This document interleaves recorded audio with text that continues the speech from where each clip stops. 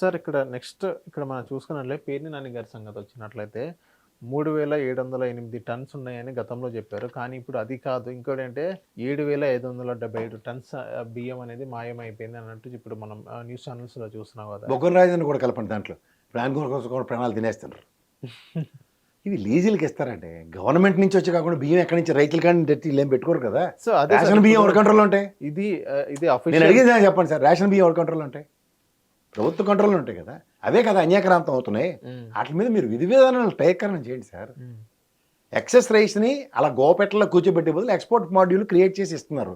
Export మాడ్యూల్కి మాకు ఇప్పుడు కొత్త పాలసీ ఇది, మేము చెక్ పోస్టుల త్రూగా ఇలా నిర్వహిస్తున్నాం అని చెప్తే ఇంప్లిమెంటేషన్స్ నోచుకుంటాం. అంతేకాని ఆడిని పాత వాళ్ళని అందరినీ దొమ్మెత్తి పోసేద్దాం, ఆడ మీద బొర్ర చెల్దాం అందరి ఎప్పటికీ సొల్యూషన్ రాదు మీకు.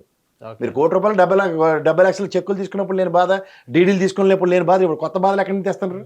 ఓకే, అది తప్పు రైటో నాకు అనవసరం. First of all excuses are been made from your end. What you are going to prove? Buggana రాజధాని ఎవరికో లీజులు ఇచ్చాడు, ఆ గొడవలో దొరికాయని చెప్పి మొత్తుకొని వస్తాను 2 రోజులు బట్టి వార్తలు. ఏంటి ఎవరికి సంబంధం? సార్ ఇంకోటి అంటే ఇప్పుడు పవన్ కళ్యాణ్ గారు ఇప్పుడు రోడ్స్ అనేది పరిశీలన చేస్తున్నారు, ఏదైతే స్టేట్ రోడ్స్ ఉన్నాయో. సో ఎక్కడ సంతోషం. గతంలో గోతులు తవ్వి దాన్ని మట్టేసి కన్నా ఇప్పుడు పరిశీలిస్తున్నారు కింద కూర్చొని. సో పరిశీలించి దాన్ని మొత్తం రెనోవేట్ చేయడానికి కానీ ఇంకోడానికి దాని బడ్జెట్ కేటాయించడం కానీ మొత్తం చూస్తారంటారు. దాన్ని మీరేమంటారు సార్? జరిగినప్పుడు చూడడం మంచిదే. గతంలో కూడా రోడ్లు బాలేవు అని చెప్పి రాజమండ్రికి వెళ్ళి గోతులు తవ్వి దాన్ని మేము మట్టేయడం అందరూ చూసాము. ఇప్పుడు రోడ్లు పరిశీలిస్తున్నారు చెప్పులు లేకుండా కూడా. ధన్యవాదాలు.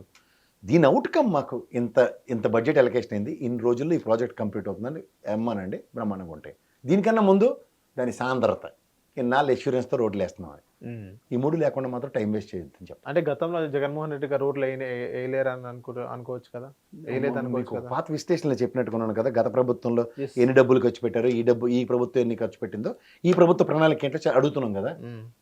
చెప్పంటే మళ్ళీ చెప్తాను తవి తీసుకొచ్చి ఆ డేటాతో. సార్ ఇంకోటి అంటే ఇదే పవన్ కళ్యాణ్ గతంలో సీజ్ ద షిప్ అని ఏదైతే అన్నారో, ఇప్పుడు అదే కాకినాడ తీరంలో 1.5 monthగా నిలిచిపోయిన ఏదైతే స్టెల్లా నౌక ఏదైతే ఉందో, షిప్ ఉందో, ఆ రేషన్ బియ్యం 13,020 టన్నుల రేషన్ బియ్యం అనేది దించే ప్రక్రియ అనేది ప్రారంభించారు. దీనికి మీరేమంటారు సార్? నెక్స్ట్ మొత్తం దించిన తర్వాత మళ్ళీ ఆఫ్రికా వెళ్ళే పరిస్థితి మనం చూసాం కదా. ఇప్పుడు ఆ బియ్యం మొత్తం ఏం చేస్తారు సార్ అక్కడ? మొత్తం గతంలో సీజ్ ద షిప్ అన్నారు, ఇప్పుడు అది బియ్యం మొత్తం కిందకి తరలిస్తున్నారు. ఏం చేస్తారు వాళ్ళని చెప్పమానండి. ఎక్స్పోర్ట్ ₹1 అయినా వస్తాయి ఎవరికోడికి, దానివల్ల ట్యాక్స్ అయినా వస్తుంది, ఎక్సైజ్ సొంకం అయినా వస్తుంది. ఇది కాకుండా ఏమవుతుందో ఇప్పుడు ప్రజలు వెనక్కి తీసుకొచ్చి ప్రజలకి ఇస్తారా, లేదా రేషన్ షాపులు పెట్టి ఎన్నాళ్ళు పూజిస్తారో చూడమనండి. ఓకే, కార్యాచరణ చాలా ఇంపార్టెంట్ సార్. పంతంకు పోయి పాపం కంటే ఏమవుతుంది? ఆ పాపం పెంచాక నెత్తి వాచిపోద్ది. అలాగే ఆ బియ్యం వెనక్కి తీసుకొచ్చిన తర్వాత ఏం చేయబోతున్నారు? ఇప్పుడు ఎవరైనా ఒక సిండికేట్ ఉన్నప్పుడు వీళ్ళేం చేస్తారు, వాళ్ళు ఏం చేస్తారు అందరికీ తెలిసిన విషయమే. తాత్కాలిక ఉపశమనాలు, తాత్కాలిక అడావుడులు ఇవి అంతే.